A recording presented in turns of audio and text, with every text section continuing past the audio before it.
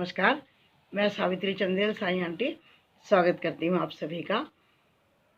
बहुत ही पावन महीना चल रहा है और इसमें ज्ञान, ध्यान, तप, व्रत सबका कितना महत्व है कार्तिक माह में आप सभी जानते हैं। इस माह में दिवाली, करवा चौथ और धनतेरस, भैया दूज सभी त्यौहार आते हैं। बड़ा ही पावन माह है ये।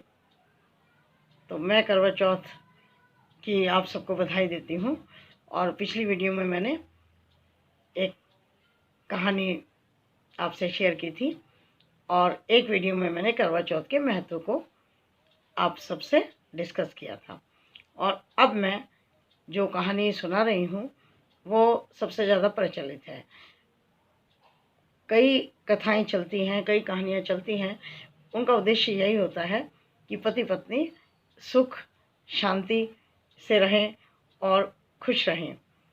तो जो कहानी मैं आपसे शेयर करती हूँ कि एक गांव में नदी के किनारे एक दंपति रहते थे जो कि बहुत ही आपस में एक दूसरे को प्रेम करते थे। और स्त्री का नाम था करवा। नदी के किनारे उनका घर था। तो एक बार उनके पति स्नान करने के लिए नदी किनारे गए तो मगरमच्छ ने उनके पैर को पकड़ लिया। जैसे ही मगरमच्छ ने उनके पैर को पकड़ा तो उनके पति जोर जोर से चिल्लाने लगे, करवा करवा करवा करवा करवा करवा चिल्लाए। अब जैसे उनकी चिल्लाने की आवाज़ सुनी, करवा भाग कर वहाँ गई। देखा पति के पैर को मगरमच्छ ने पकड़ा हुआ है। पतिव्रता स्त्री थी, उसके अंदर बहुत शक्ति थी।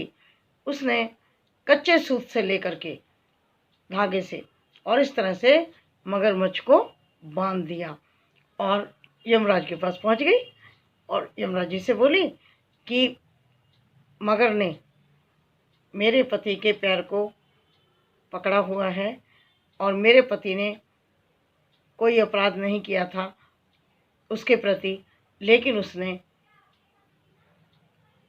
मेरे पति को कष्ट दिया। आप उसे अपनी यमपुरी में बुलाओ और मेरे पति को सुरक्षित मुझे सौंप दो। यमराज ने कहा कि मैं उसको यमपुरी कैसे बुला सकता हूँ अभी मगरमच्छ को, क्योंकि उसका तो जीवन बाकी है, शेष है अभी। तो करवा ने कहा कि नहीं, तुम उसे यमपुरी में बुलाओ और मेरे पति को उनसे मुक्त कराओ।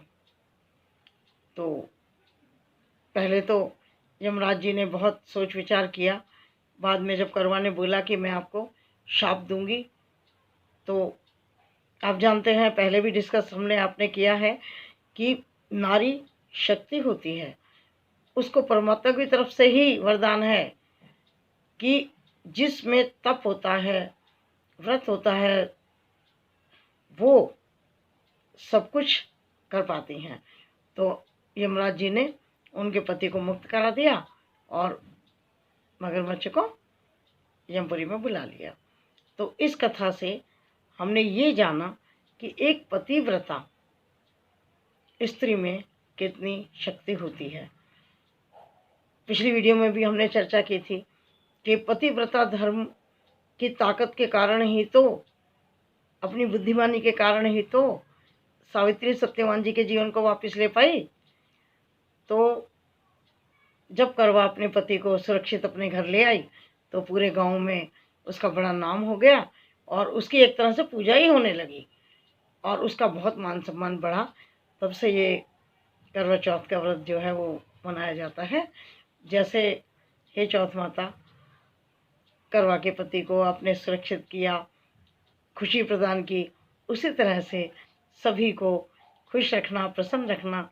और आप सभी को मैं इस पर्व पर बहुत बहुत मुबारकबाद और आशीर्वाद देती हूँ कि आप सभी सुरक्षित हों, दीर्घायु हों, प्रसन्न हों और मिलजुल करके खुशी से रहें। जय करवा चौथ माता।